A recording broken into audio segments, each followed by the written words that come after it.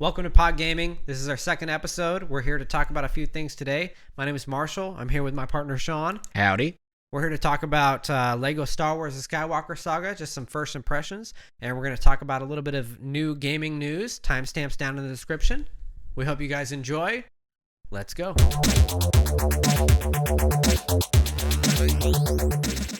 All right, first up, Lego Star Wars The Skywalker Saga. It's out now on all platforms. I mean, all current platforms, at least. I got it for Switch. We're going to talk a little bit about that. The first time I played Lego Star Wars was back in 2005 on a Mac Mini. That was a minute ago. It was a minute ago.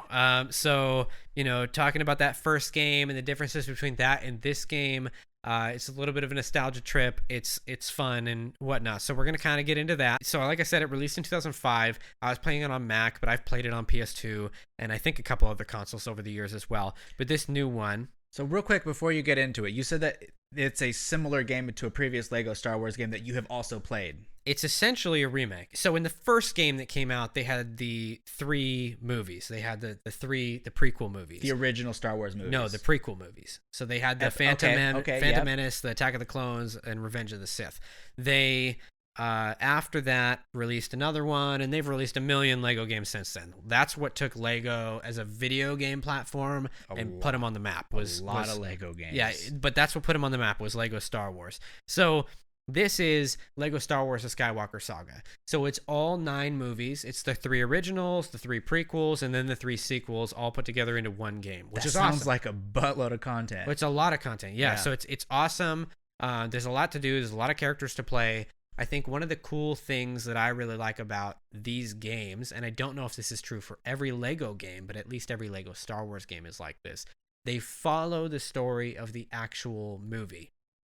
So when you play through it, you're essentially living through each episode. It may have some stuff cut out and little nuances thrown in there that you may think about when actually watching the movie and stuff like that, but I think that's part of the fun. You kind of get to watch the movie while playing the game. If you've seen the movie a bunch of times, like I have, all of them, nerd! You have that kind of nostalgic factor. Like there's a scene in the first movie in the Phantom Menace where you go in and you're like meeting with Anakin for the first time, and then you learn you're gonna go join the pod race and you're gonna race in the pod race, and I think that's really cool. They brought a lot of these elements together that really make the story feel like not a story. There's almost nothing to talk about because it's done just like the movies are, which is cool. So I have a quick question real fast. So you just said that there's a part of the game where you are meeting Anakin for the first time. Yeah. Now, obviously, when you're watching the movies, there's multiple scenes with multiple characters. So does that mean that as you're progressing through the story that you play as different characters, or do you play as the same one, but it kind of just weaves you into the rest of the story? Does that make sense? Yes. So you change characters throughout the entire game depending on what chapter you're playing and what section of the show. So, you might be playing Han Solo and Luke Skywalker, kind of switching back and forth, because usually you have like a choice between 2 to 4 characters. So you might be playing Luke or Han or Chewbacca, right, or something like that. Or like in these, you might be playing Obi-Wan or Qui-Gon or Padme or R2-D2 or C-3PO. Like you have all these choices. So throughout the whole story, they change you through all these. And once you beat the game, you can kind of go in free reign, play whoever you want to complete the stuff you for missed. The individual chapters, though, like say like chapter 12, whatever that might be, right, it will say these are the characters you can pick from that are consistent with the movie. Which of these characters do you want to play as? And then say you pick Yoda, whoever it is, right? And then in chapter 13, maybe Yoda's not in that scene, but then somebody else is. Then you just pick between those characters from scene to scene, pretty much. Right, but the way that you pick them is just with the click of the trigger. So you just switch characters at any time.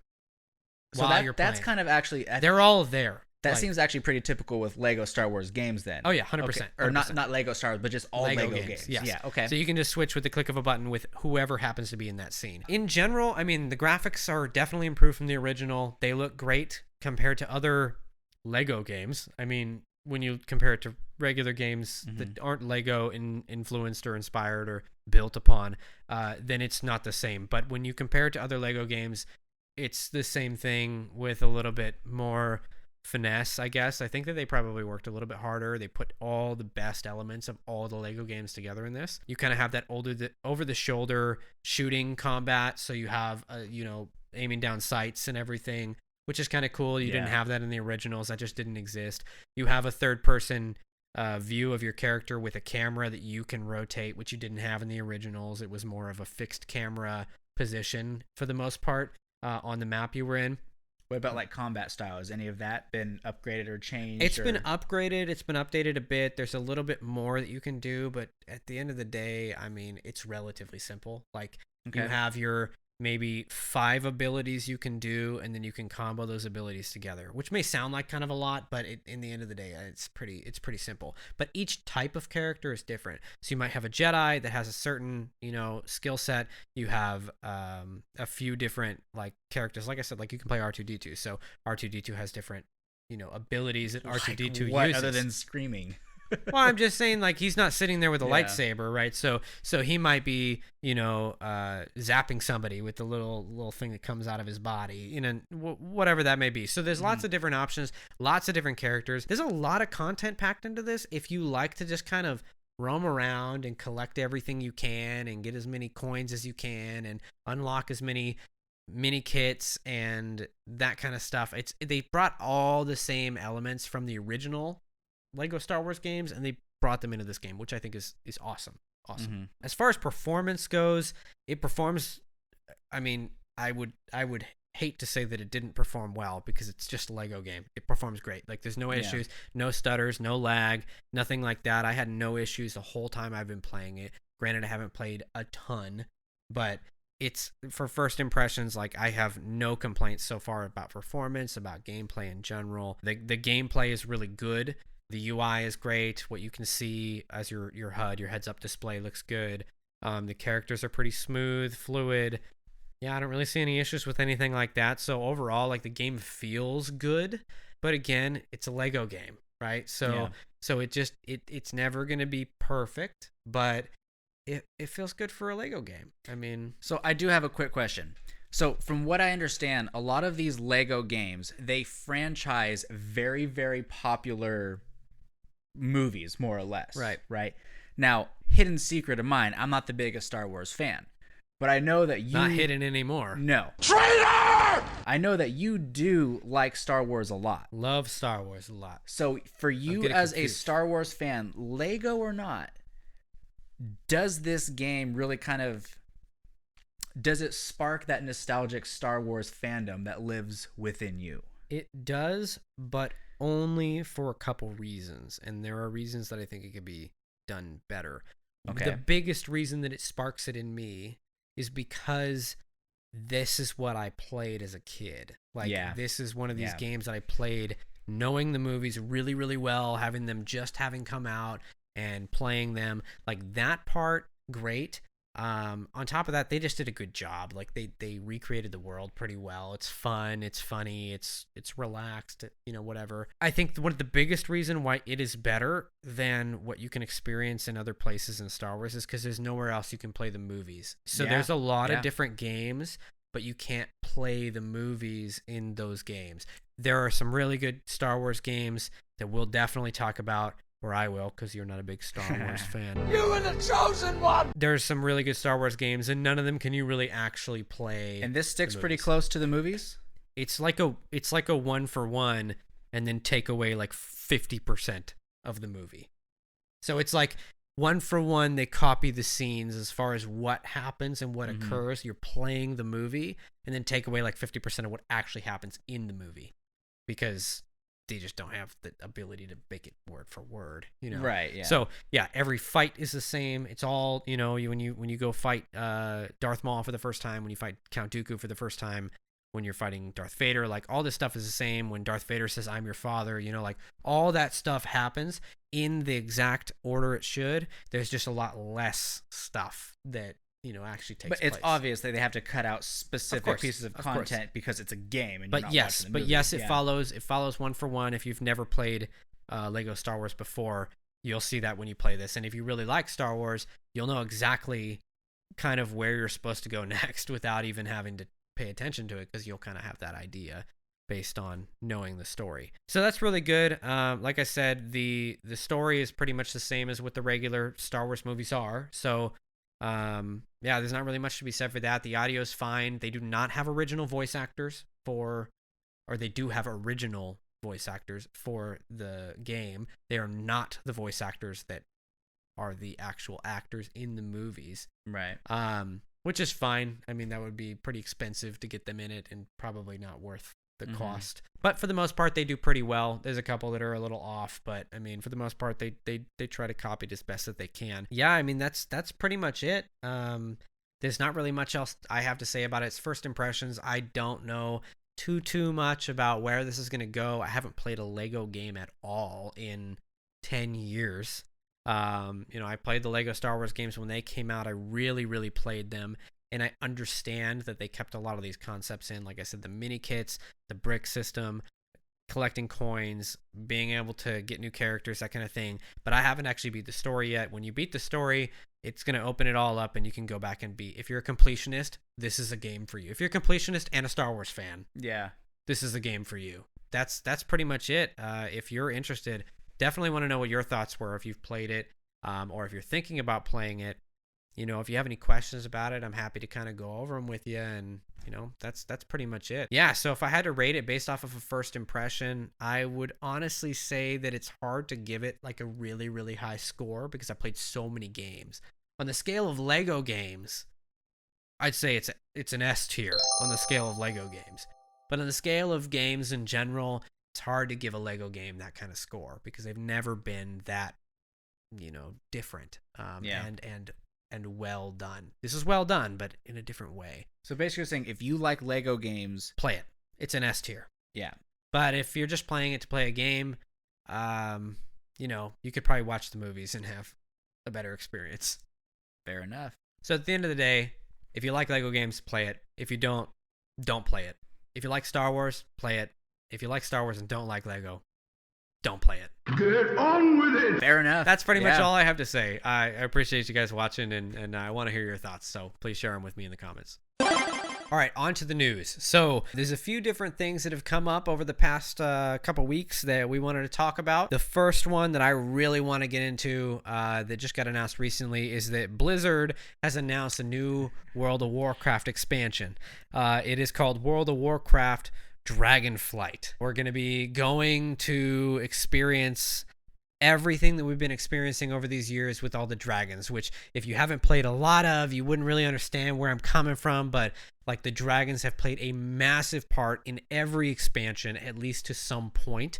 So we're going to experience that. One of the big things that they've done with this new expansion, which we haven't gotten something of in a little while, it feels like, we're getting a new race and a new class. So the new race is the Drakthir, which is a dragonkin or dragon. It's a dragon person. A humanoid that looks like a dragon, pretty much. Exactly. Yeah. And we get the class that is we assume it's exclusive to the Drakthir. No, they've said that the race and the class are exclusive. You cannot go outside of either. Yeah. So, this guy knows too. I read the articles. So, the I'm excited about Drakthir, this too. the only class it can be is an evoker. An evoker is like a mage-ish. It uses the power of the dragon elements. So it can be both a healer and a ranged DPS class. As far as we're aware, they get 2 specializations. Unless Shawn here knows a little bit more than I do. But okay, my detailed knowledge of that doesn't go far beyond it. But I do want to say this real quick, though. One of the things that I've noticed in the community is that it seems like in World of Warcraft, people have been craving for some sort of a massive dragon-related DLC or expansion pack. Yep. And this seems like this is the first one that is actually delivered on it. Because from what I understand in the articles that I've been reading is that even like the maps or the content, the places that you go to in-game is very, very dragon heavy, which is... Yeah. Look, I don't know World of Warcraft as much as you do, but from what I understand, there hasn't been that much heavy dragon emphasis. Yes. And that is what's getting people like me, people who like dragons, really, really excited about the idea of this expansion pack. I haven't played World of Warcraft since, I think, the Panda one. Yeah. What's that one called? Mists of Pandaria. Yeah, I haven't played since that. And this is making me very, very strongly reconsider getting back into World of Warcraft again. I think it'll be a really fun leveling experience. And to go back on what you said about there's never been a heavy dragon. I mean, all of them are dragon influenced in some way because the dragons were like what came after the Titans. And But there's nobody so can much play about it. as a dragon. All right, that I care a lot less about. But I don't. But I think it's awesome. cool. I think it's cool. Yeah. So there were a couple expansions that were very dragon focused. Cataclysm was focused on Deathwing. He was the bad dragon. Like he came and destroyed everything.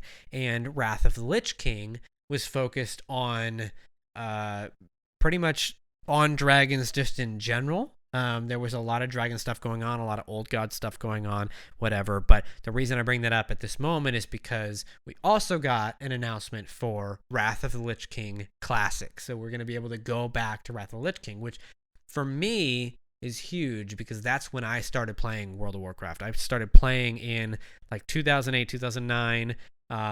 I remember going into Icecrown Citadel and raiding as a 14-year-old, 15-year-old, whatever it was.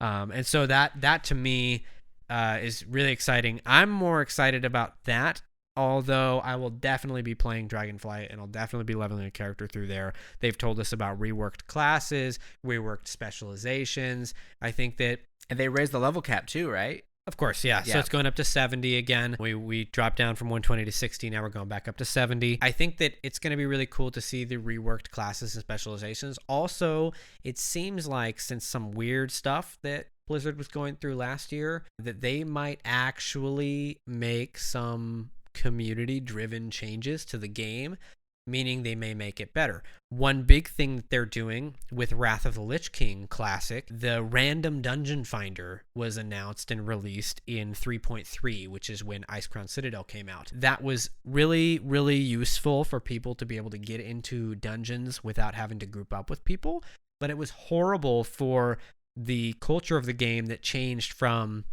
very community-based, finding a group, finding people to play with, going into finding this group together, running there together, and doing the dungeon together, and knowing each other afterwards. That was eliminated, and it's definitely been over the last 6 expansions since then. But what they're doing with Wrath of the Lich King Classic, even though this was announced and released late in the expansion, it will not be a part of this expansion. Random dungeon finder will not be part of the expansion. I can't say it enough. Random dungeon finder won't be part of it. Means a lot more to me than it does to you, but that's crazy. Yeah, because I have a question about this. I was not the type me. of World of Warcraft player that had a bunch of friends that I could play with. Fair enough. So I was a solo player and I would queue up in the random dungeon finder. Are you saying that I'm screwed now?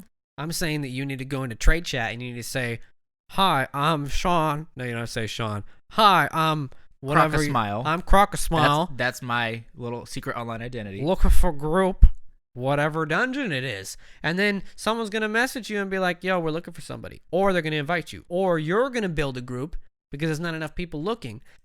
That's just a good thing, though? It harkens back to the old times. That's what people miss so much about it. And that's one big thing that's killed the community aspect in WoW is that there's no more. It doesn't matter who's on your server. It doesn't matter who you play with. None of it matters because you can just play with anyone in the world. You can just group up randomly. You can go in the dungeon finder and queue up. You can go in the raid finder and queue up.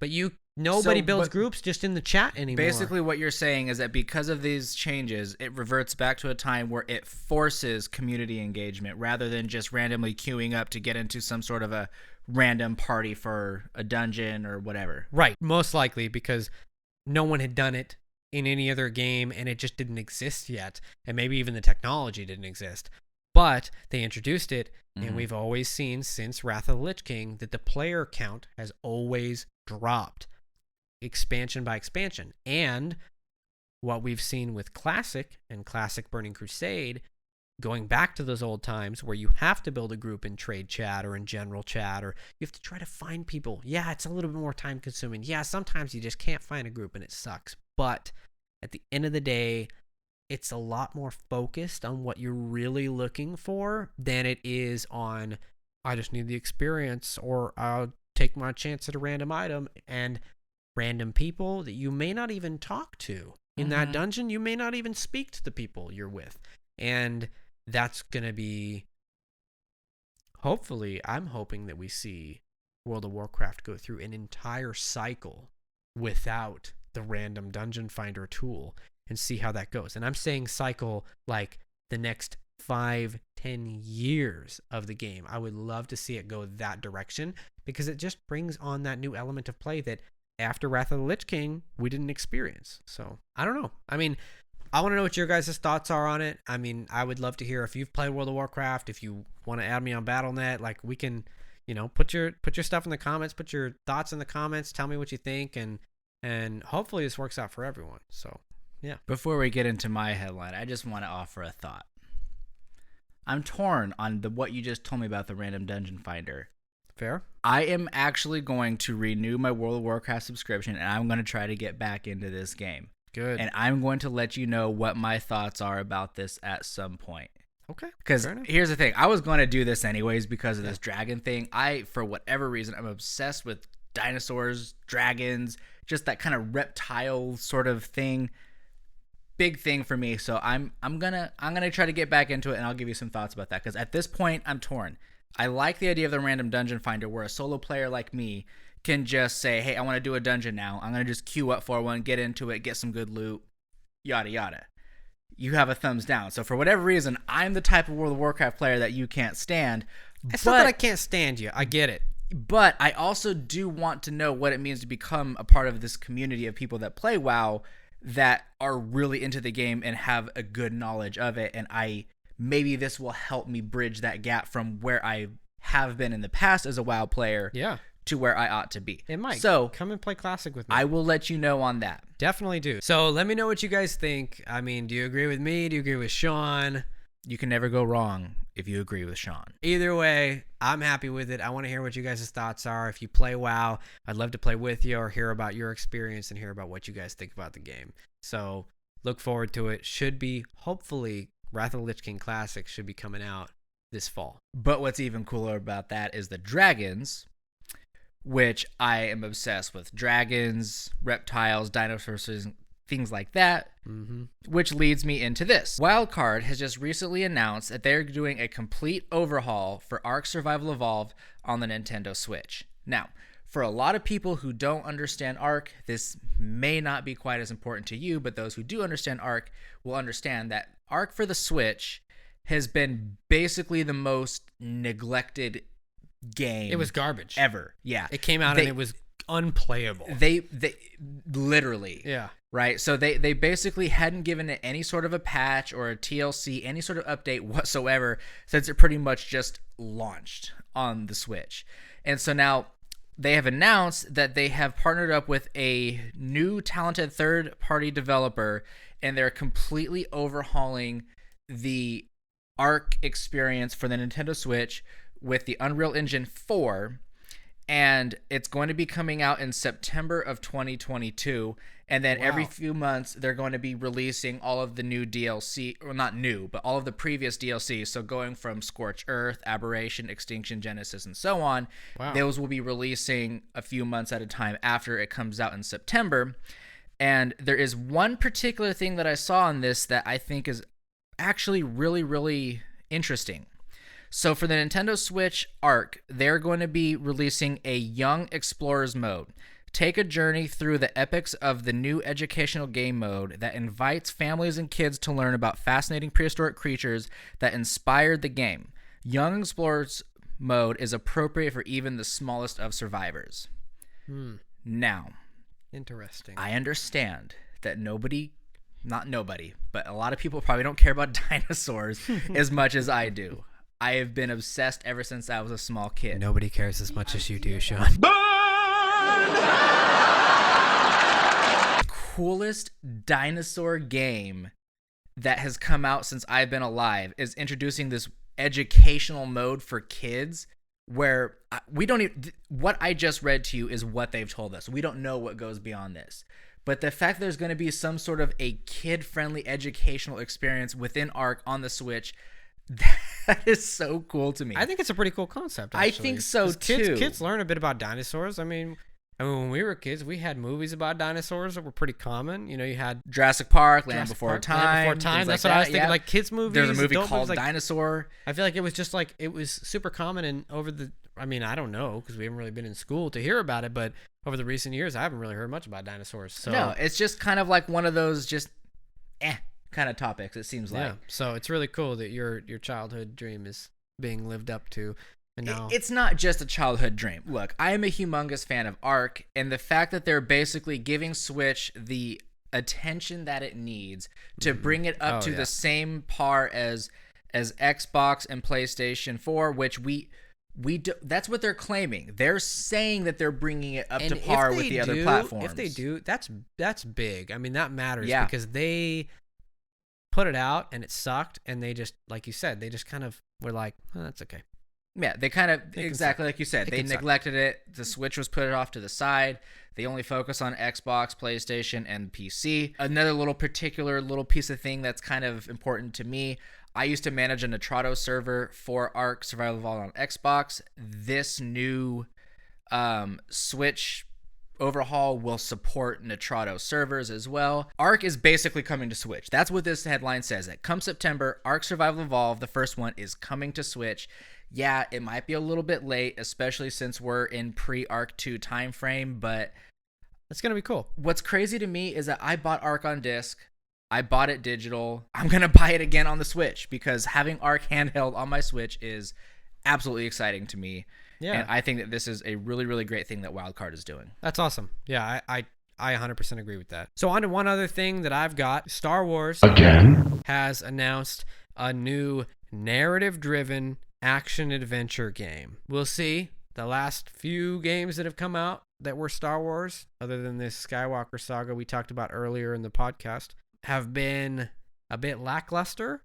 The most recent one was the better of the last like 5, but it wasn't great. But Is this Battlefront one included in that? Because I thought that Battlefront was a pretty popular game.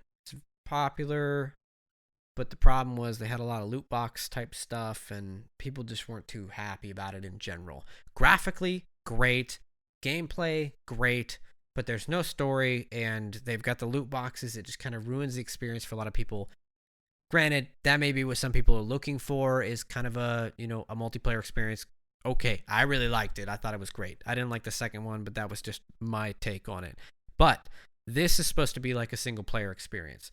So we've really only had one in recent times. That's Jedi Fallen Order, which worked. It was good, but it wasn't incredible. And I think one of the problems is it was just developed by the wrong company. They put the wrong company on it, and they put the right company on a different project. Different story for a different day, or if you already know about it. But this new game that they've announced is going to be developed by Skydance New Media. The person who is leading the team, who's a writer and a director, worked on both Uncharted and on Jak and Daxter, which I think... Oh, that brings me way back. I think that really brings an adventure, like they said, action-driven, narrative-driven action-adventure game. I think that really brings an element that we haven't seen in Star Wars in recent times. I mean, the most recent game, Jedi Fallen Order, it was not an adventure game. It wasn't an action game. It was an action RPG, but I think going to a completely new developer may have been the best move. So hopefully we see something new out of this. There's just an announcement. Who knows? This could be a couple years. Do we know anything about a release date? Nope. That's it. Not even a year. No, they just said, hey, new game we're working on.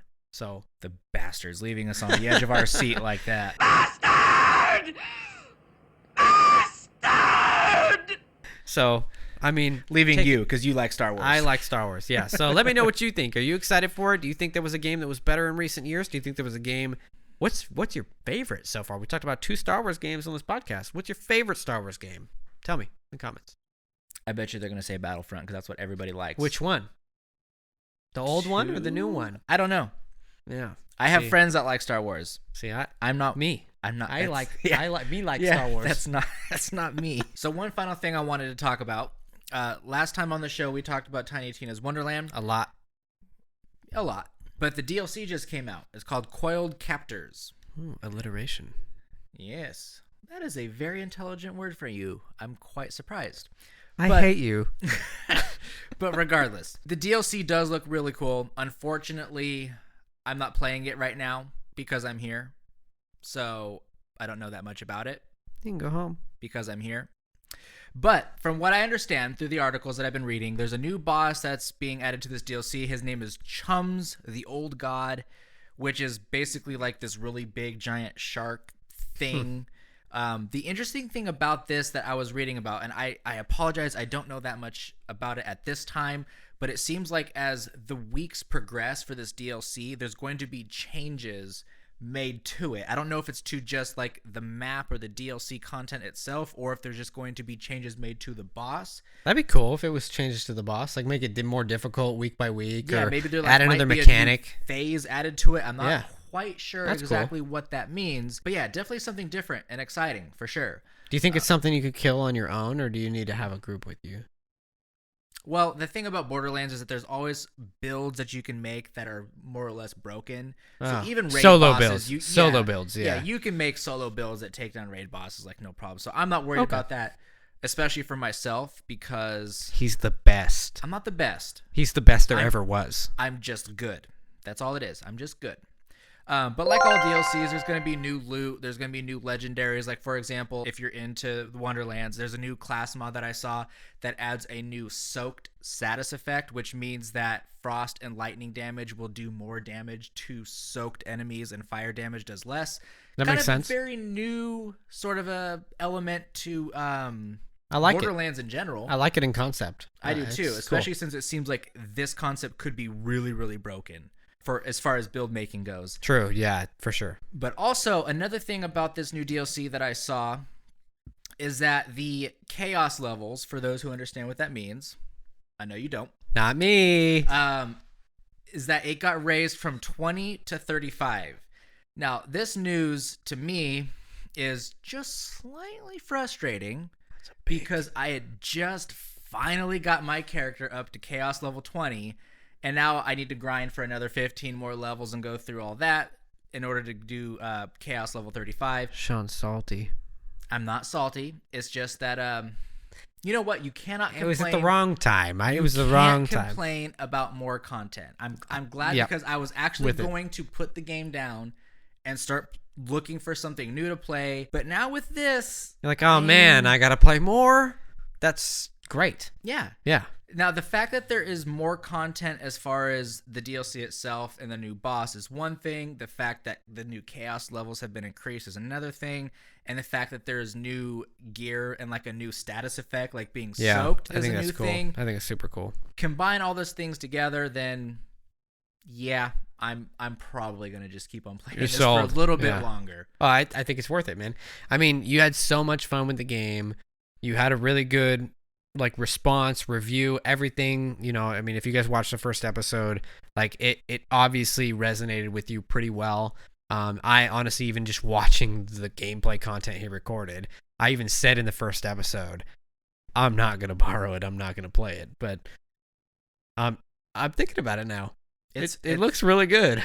If I were to pick any one word just to describe any Borderlands game, especially this one, is that it is just fun. Oh, yeah, for sure. And if you know anything about fun, that's what we're about. So come join us on the next news segment. That's all we got for news today.